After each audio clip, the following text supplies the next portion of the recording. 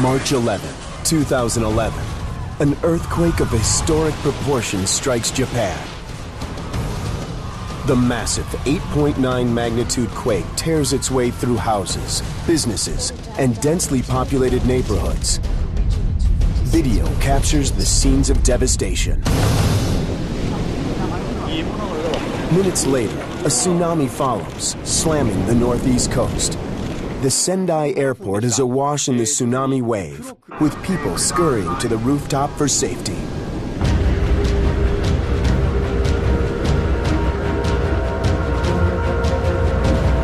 The tsunami races across the Pacific, traveling at 500 miles per hour. Hawaii braces for impact, sending people to higher ground.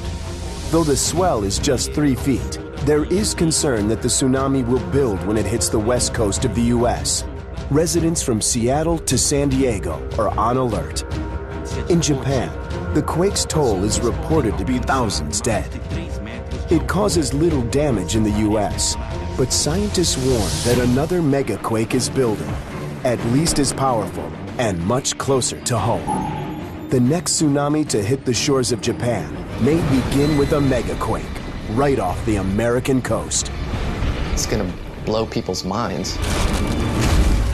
It will be a disaster much larger than Katrina. You're talking about something that's tens of thousands of times the size of any earthquake we've seen. Now the race is on to predict when it will hit. I wouldn't be surprised if it happened next week. And just how powerful the wave of destruction will be.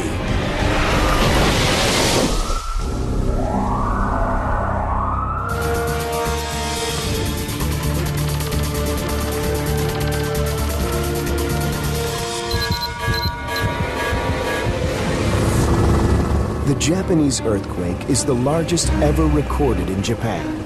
But over the past decade, equally devastating quakes have struck around the globe. Megaquakes are among the most powerful forces of nature. They rival the destructive energy packed in an arsenal of atomic bombs. And they strike suddenly, violently, and without warning.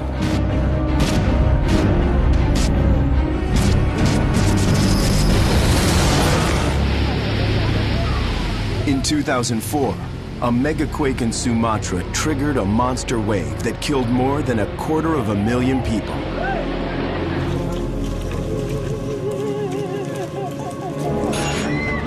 In 2010, another strike, this time in Chile. This megaquake had the power of thousands of nuclear bombs. It sped up the Earth's rotation, shortened the day by a microsecond, and moved an entire town 10 feet. Now, many investigators suspect that the U.S. could be next, and that the Pacific Northwest is in the same crosshairs.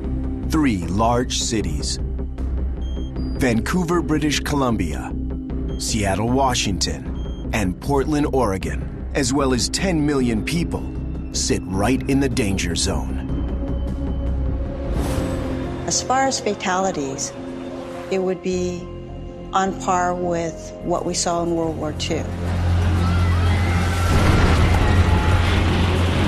We would expect to have 2, 3, 4 people per 1,000 die. It's the same type of earthquake that we saw recently in Chile, which was a magnitude 8.8, and it's the same type of earthquake that we saw in Sumatra in 2004. That was a magnitude 9.1.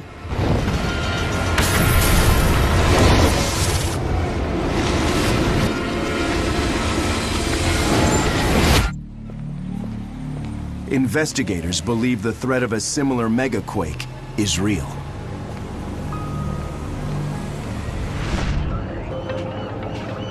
Just offshore, hidden beneath ocean waves, lies a ticking time bomb.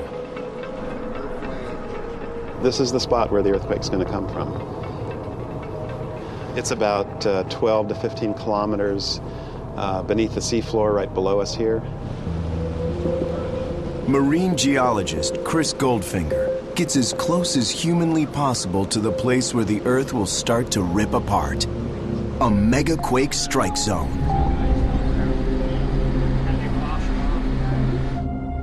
We like to think the Earth beneath our feet is solid. But take a closer look. The crust is actually made of about a dozen plates. They move, grow, and grind into one another along fault lines. This is where megaquakes are born.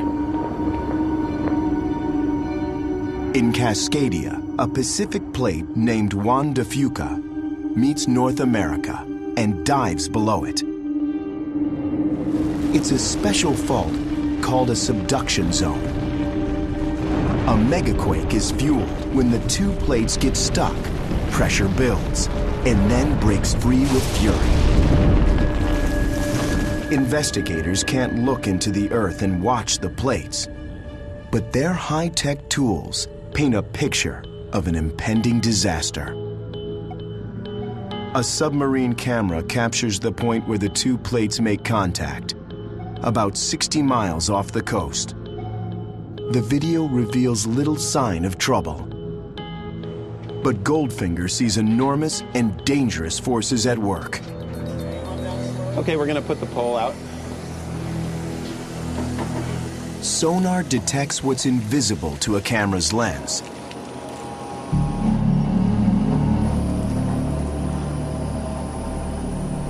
Yeah, okay. About where the 20,000 mark is? Yeah, that'd be perfect. If the fault is harmless, the seabed should appear smooth and undisturbed. This would indicate the plates are slipping past each other unimpeded. If sonar detects mountains, it's a sign the plates are jammed and an earthquake is building. The sonar map is striking.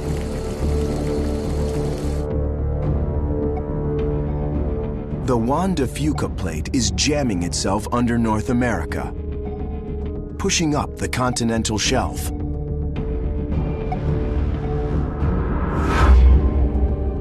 The two plates are not sliding past each other. They are locked in a collision.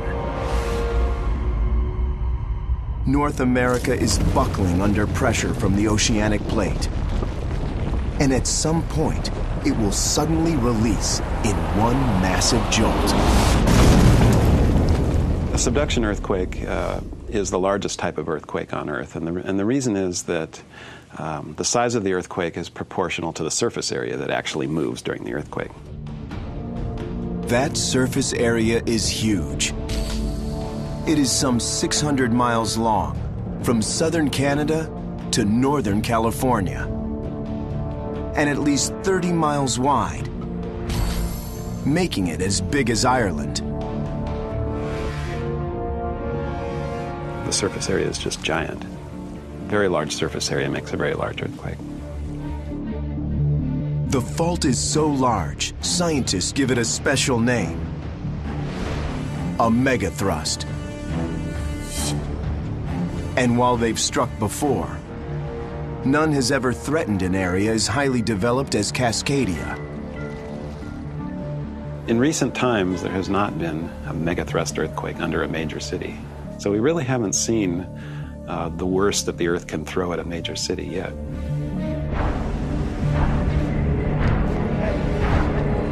Due to the fault's size, the tremendous shaking could last for 5 minutes.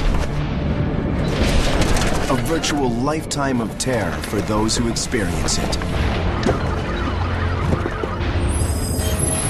One thing that's dramatically different about these big subduction zone earthquakes is that they take a lot longer to rupture because they rupture a large area. The threat is looming, and that poses a terrifying question. When will the megathrust ultimately strike?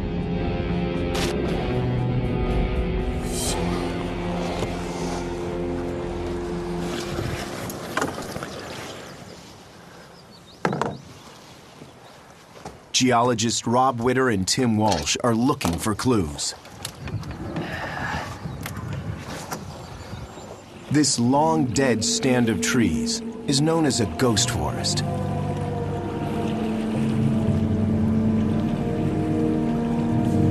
And this ghost forest has a story to tell.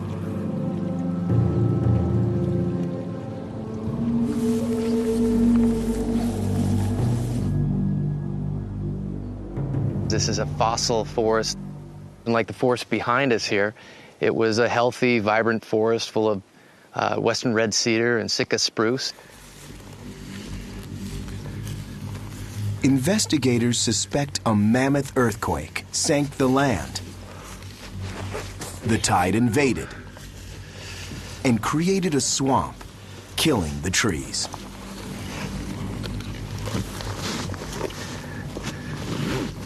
Once this forest was submerged, it couldn't live with the salt water, and slowly the trees began to die off. Carbon dating shows the ghost forest died around 1700. But the definitive date is corroborated by another event, half a world away, in Japan. And it also involved a flood. The recent Japanese tsunami was not the first to hit the Japanese coastline. From out of nowhere, massive waves slammed ashore. The date was January 27th, 1700, about when the trees in Cascadia died. That pointed a finger directly at Cascadia as being the source of that tsunami. The puzzle came together. In January of 1700, a massive earthquake hit, sank the coast, flooding forests.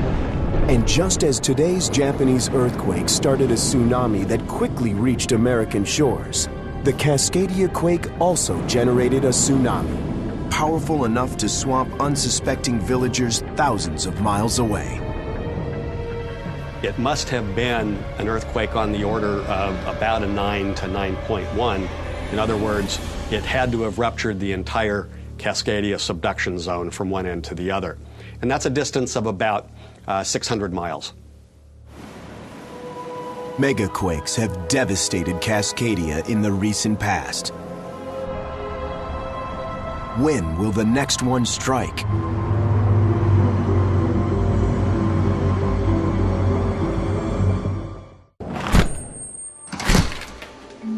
In a frozen vault at Oregon State University, Chris Goldfinger is hunting for clues in piles of dirt.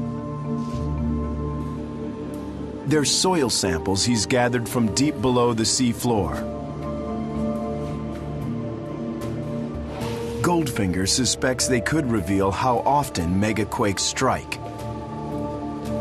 He has about 200 cores, and together they tell a story spanning 10,000 years. At least to a geologist who can read the evidence. What you see inside are sediments from the last few thousand years. This is one earthquake that goes from here to here. From subtle shifts in the soil, Goldfinger sees a pattern. The changes mark where an earthquake has triggered a submarine landslide. Carbon dating determines when the quake struck. The results are ominous. In the past 10,000 years, megastrikes have hit here 19 different times. Clearly, the ground beneath Cascadia is not as stable as scientists once believed. The minimum time that we see between earthquakes is about 170 to 200 years, and it's been about 310 since the last one. We're well within the window to have another earthquake. Our tools can't tell us exactly when the next megaquake will strike. But geologist Tim Melbourne sees clues that reveal how destructive a strike will be. All right, let's see the antenna here. Melbourne's tool is state-of-the-art global positioning. This looks good.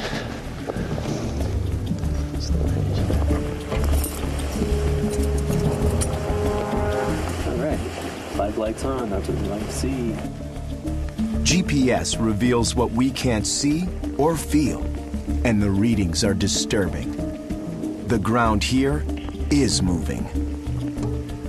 This station is moving 3/4 of an inch a year, and that's because as the Juan de Fuca plate comes in under North America, the overlying North American plate is being dragged with it. GPS shines a light on the incredible force.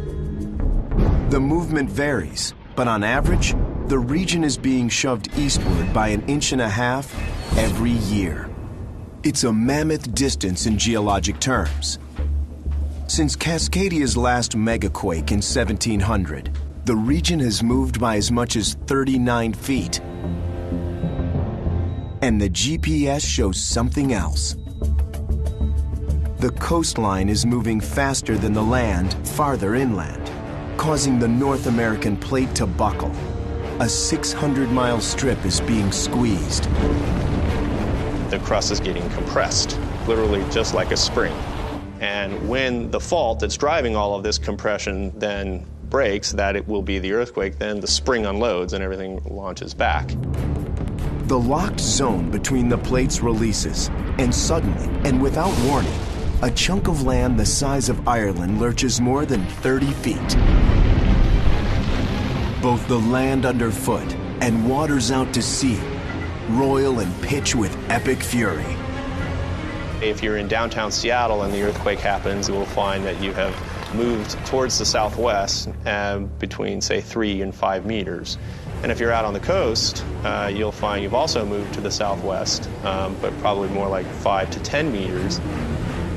Land along the coast, pushed up by the fault over 3 centuries, collapses. As the plates break free, it may also unleash one of the most devastating events: a tsunami. It causes the water above that seafloor to be lifted up, and then it collapses under its own weight and flows toward land and across the Pacific Ocean. The tsunami could be as high as 50 feet, tall enough to wipe entire towns off the map.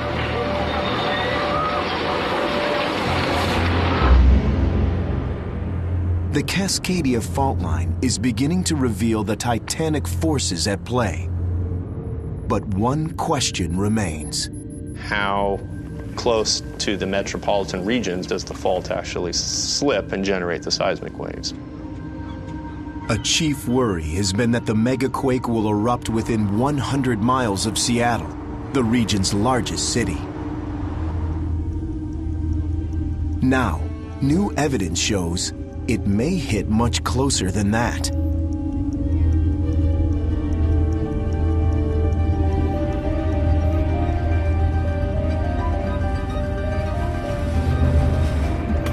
Not far from Seattle, the fault is rumbling.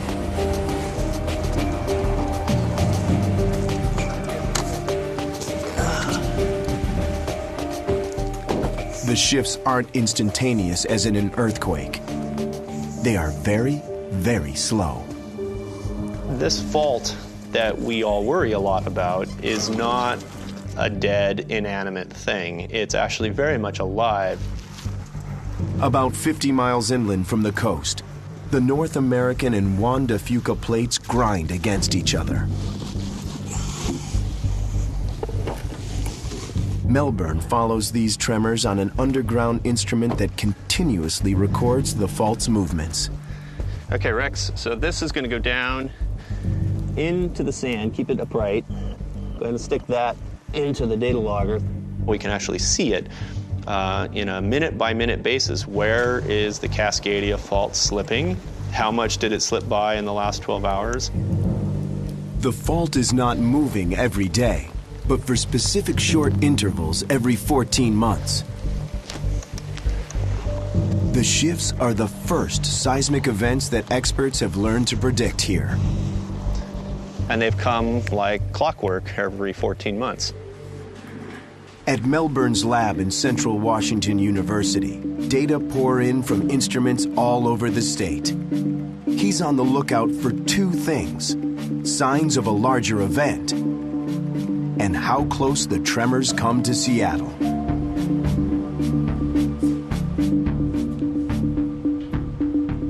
When he and Rex Flake map where the fault is moving, the news is ominous. This one's only 170. Yeah, so this one's a good 60% bigger. The lock zone of the fault, rather than stopping at the coast of Cascadia, it actually comes inland, at least in the Washington State region, by as much as about 50 miles. The locked zones appear to extend much farther inland than previously thought. It makes for a much more powerful quake, much closer to where people live. And it could strike much closer to Seattle than anyone ever expected, threatening massive destruction. You're talking about something that's tens of thousands of times the size in terms of energy release of any earthquake we've seen. Seattle must now brace for a catastrophe its builders never anticipated.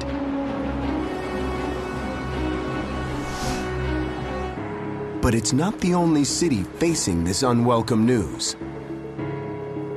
In the middle of the continent, in America's heartland, another major quake may be building.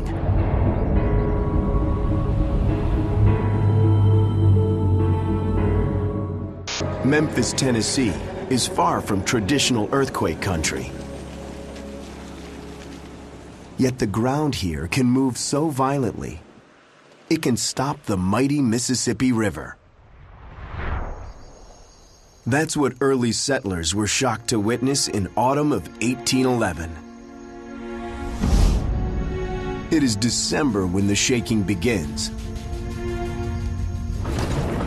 It continues on and off for months. There were 3 to 4 very large earthquakes. And in addition to that, there were thousands of aftershocks. Witness accounts describe tremendous shaking that downs trees and chimneys.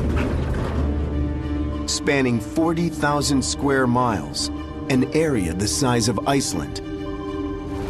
But at the epicenter, the scenes are apocalyptic. They talk about large fissures opening up and water and sand fountaining out of the ground up to 30 feet in the air.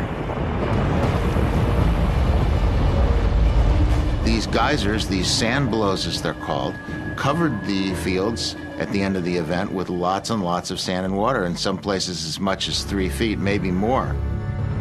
Before it's over, one large quake strikes beneath the Mississippi itself, uplifting the earth by tens of feet. Incredibly, the mighty river reverses course. The uplifted land would have blocked the flow of the river and forced it temporarily to flow backwards. The Mississippi has long since returned to its natural path, but the remnants of the sand geysers remain.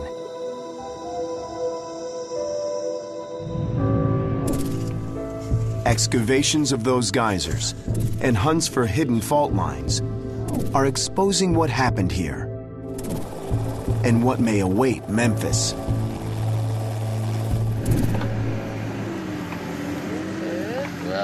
See how it resists? Martisha Tuttle and Eugene Buddy Schweig see a disturbing record buried in fields. The quakes of 1811 and 12 were not flukes.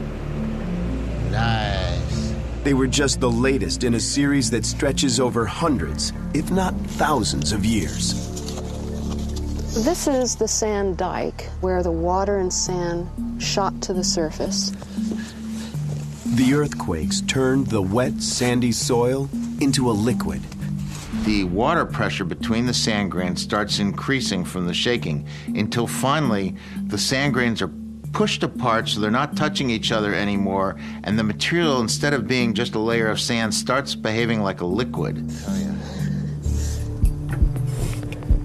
The quakes liquefy soil 20 or so feet underground. The increased pressure inside the liquefied soil forced it to seek an outlet. It erupted.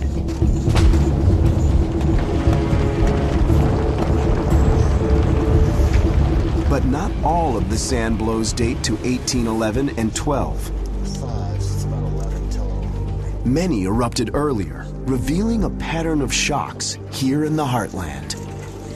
The older ones seem to cluster in age around 1450 AD and 900 AD, and indeed there are even some older than that. About every 500 years, there seems to have been a major earthquake, indeed a sequence of earthquakes.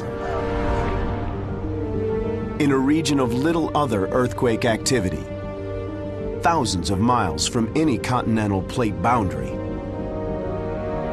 this 500-year recurrence has rocked the field of earthquake science. If you fly over the central part of the United States, all you see is a very quiet farmland. And so you don't see mountains, you don't see a fault scarp, you don't see anything. What hidden forces generate these earthquakes? I'm gonna try to catch it. Beatrice Magnani of the University of Memphis is trying to expose them.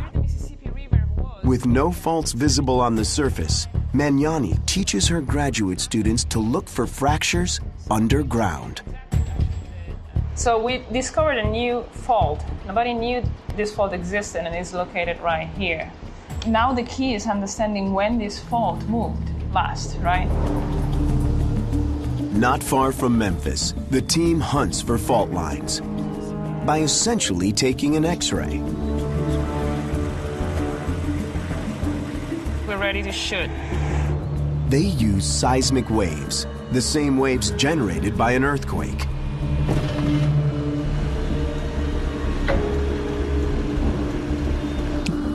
The waves bounce off sediment below and return, where listening devices called geophones pick them up. The recordings reveal not just a single fault, but many. We're finding that there are many faults that are concealed under the sediments of the Mississippi River. It is an unusual phenomenon that geologists are struggling to understand. Like a worn carpet, the North American continent has a weak spot.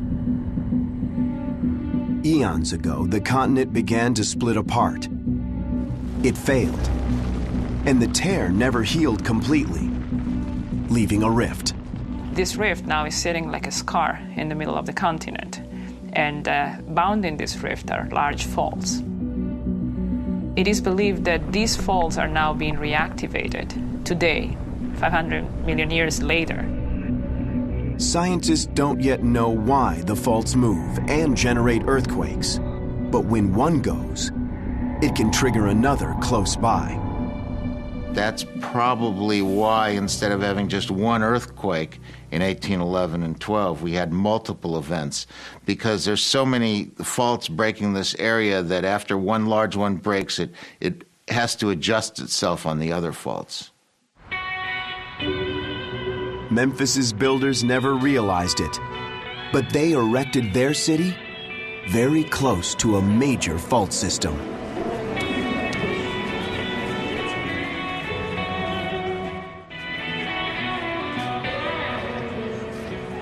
Memphis, Tennessee is not braced for an earthquake. Yet if scientists are right, it may soon face a quake that could lay waste to the city and threaten the people who live there. By some measures, actually, the hazard here is as high as in California. We say that a probability of around a magnitude 6 occurring in the next 50 years is probably something on the order of 80 or 90%. The quakes that struck here in 1811 and 12 were even more powerful and blew sand from beneath over a vast area. These features are so large that you can see them from the air. The sand blows stretch over thousands of square miles. Only large earthquakes can liquefy soil over such a wide area. I think they were very powerful earthquakes. At least one of them was on the order of a magnitude 7.6 or larger.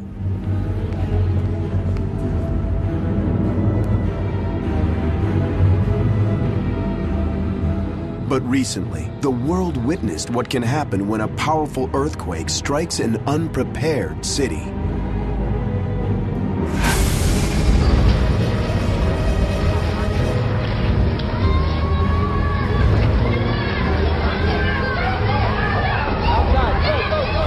This is Haiti in 2010. A magnitude 7 quake struck the capital, Port-au-Prince. That's less powerful than the 1811 and 12 quakes in the US. But it left Port-au-Prince in complete ruin.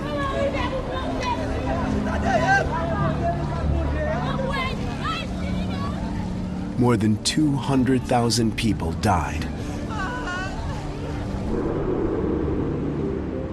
Memphis is not likely to suffer destruction on that scale. But the city's vulnerability worries emergency managers like Jim Wilkinson. We have a seismic event here on the magnitude that we're told that we could have. It will truly be catastrophic. It will be something that will take every resource that we have to address. The ground here keeps shaking with tiny tremors. Memphis gets a reminder of the danger about 4 times a week. We record roughly 200 earthquakes a year, and they are a magnitude between 4 and 1.5. These tremors are controversial. They could be just aftershocks of 1811 and 1812. Skeptics also point to inconclusive GPS data. If there's little sign underground of forces colliding, then in their view, the fault zone here is shutting down. Their theory is that probably the 1811, 1812 and the large earthquake that happened before, every 500 years, have unloaded the fault system. We should expect the next earthquake to occur maybe in 10,000 years. Beatrice Magnani is among those who believe the danger is real. We should continue monitoring the seismic zone because that is the system of fault that has been rupturing for the past 5,000 years. And all you need is one.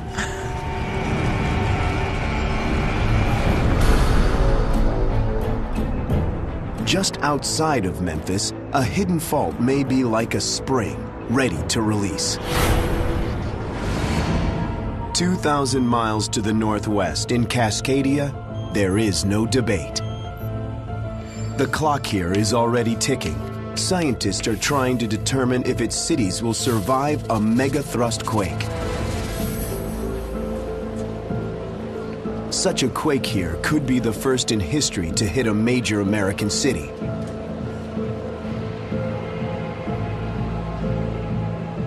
As it turns out, we just haven't had really large earthquakes near our really tall buildings. Tom Heaton of the California Institute of Technology and Kim Olson of San Diego State University have each studied how a megaquake will shake Cascadia. In Olson's 3D model, the entire region suffers rapid shaking, the yellow and green. It's a phenomenon seen in many earthquakes. The ground moves back and forth very quickly. In that rapid shaking, unreinforced brick buildings often collapse.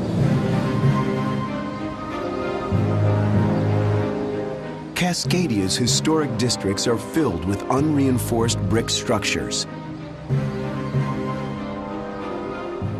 Then there's the quake's additional danger, duration. In Olson's model, the shaking lasts for more than 5 minutes. That much quaking won't just collapse brick buildings. It will liquefy soils, sever highways, and collapse bridges. Anytime you have permanent ground deformation, if you have buildings or structures built on them, then they can be extensively damaged. But some areas like here... Yumei Wong monitors geological hazards for Oregon. She expects a Cascadia megaquake to liquefy soils along the rivers, disrupting the state's fuel and energy supplies. In this area, the land could move out by 25 feet, taking the towers down with it.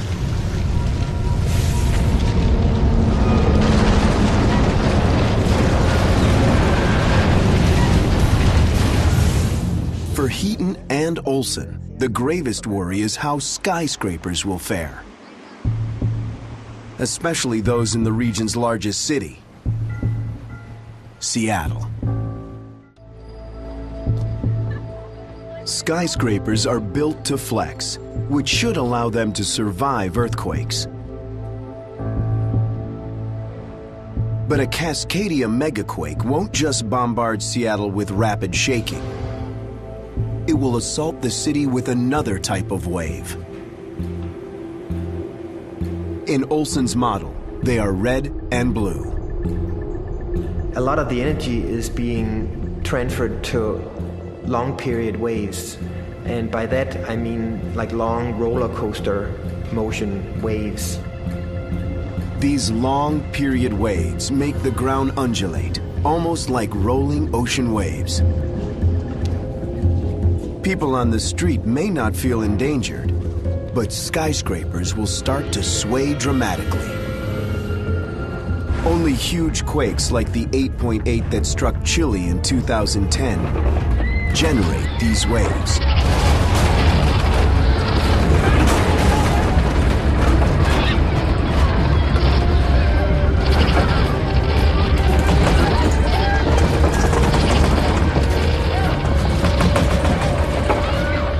These waves may be especially dangerous in Seattle. That's because the city lies upon deep soil, which traps seismic energy. It amplifies those slow motions of the ground. It makes them larger and it makes them last a longer period of time. The fear is that the swaying could become so dangerous that skyscrapers collapse.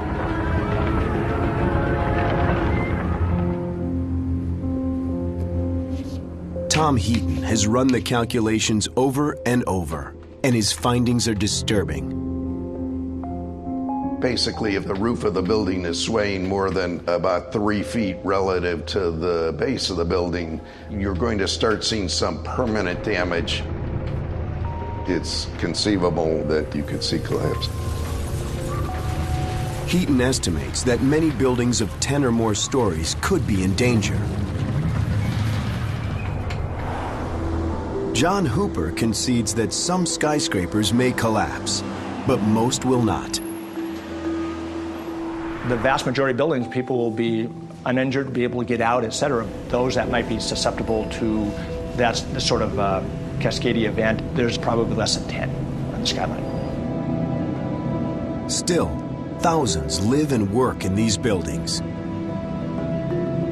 They and millions more could soon suffer one of the worst natural disasters ever to strike the U.S. The effect will be widespread, and I think that's a key point. It won't just be Seattle. It could be from Vancouver, British Columbia, all the way down to Northern California. The nightmare scenario. The earthquake strikes on a sunny weekday afternoon in the middle of summer. Many are at work in the high-rises and old brick buildings susceptible to collapse. Thousands more are enjoying the beach.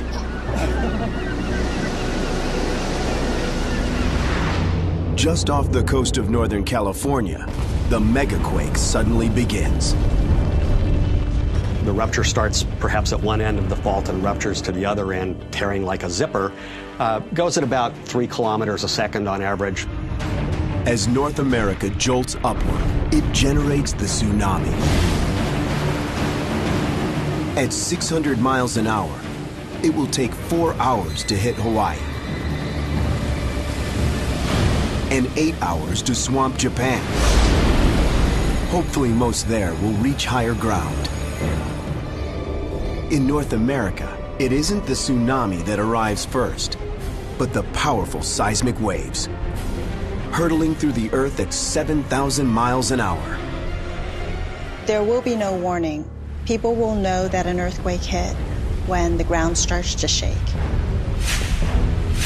It's going to blow people's minds. It's going to be strong shaking like nobody's ever felt before. Bridges collapse.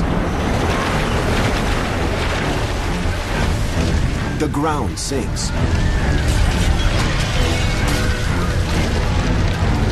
In less than 2 minutes, the first waves hit Portland, Oregon.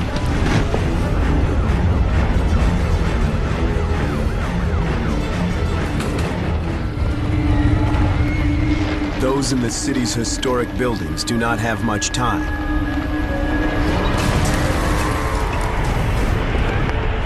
Hundreds, if not thousands, could be caught in these old buildings. Less than 30 seconds later, the first waves reach Seattle. The violent shaking is only the beginning for Cascadia's largest city.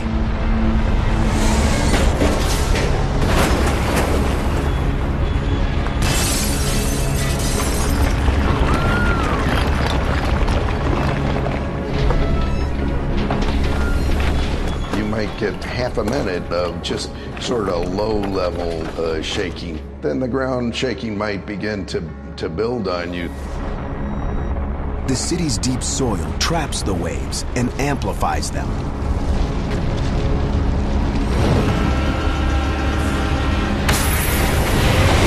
If you were in a tall building, the building would start to sway quite a lot.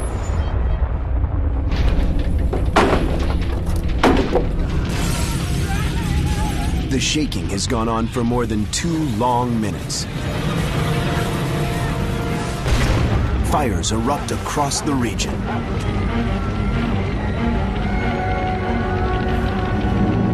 There could be thousands of landslides. 3.5 minutes in, some skyscrapers begin to suffer catastrophic damage.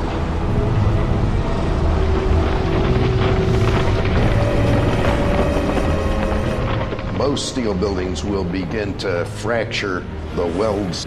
In the case of concrete, they'll start to get cracks in the concrete elements. One or more may collapse.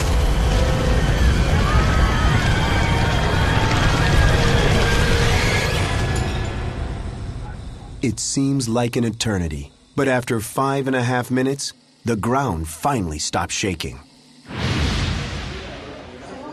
The survivors in the cities evacuate. They've just endured one of the Earth's most violent events.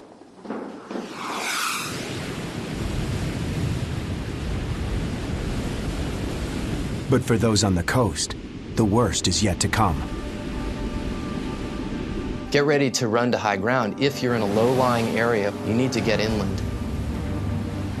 It takes 20 minutes after the shaking stops for the first monster wave to hit Oregon.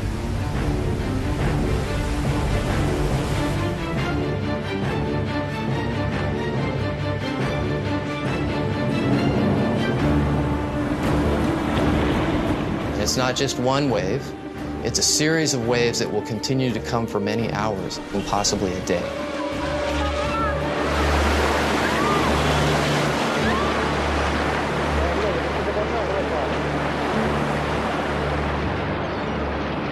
When it ends, 3 major cities are virtually cut off and bleeding. Miles of coastline are wiped from the map. Thousands of buildings are permanently damaged or destroyed. More than 1 million are homeless. In Oregon alone, as many as 5,000 are dead.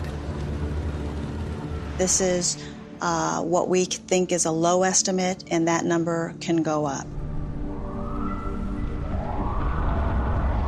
This is basically our Katrina. However, we expect to have a lot more damage. With adequate planning, emergency workers will soon flood the area. Helicopters will airlift in needed fuel, food, and medicine. And slowly, the region will come back to life. The U.S. is a resilient place.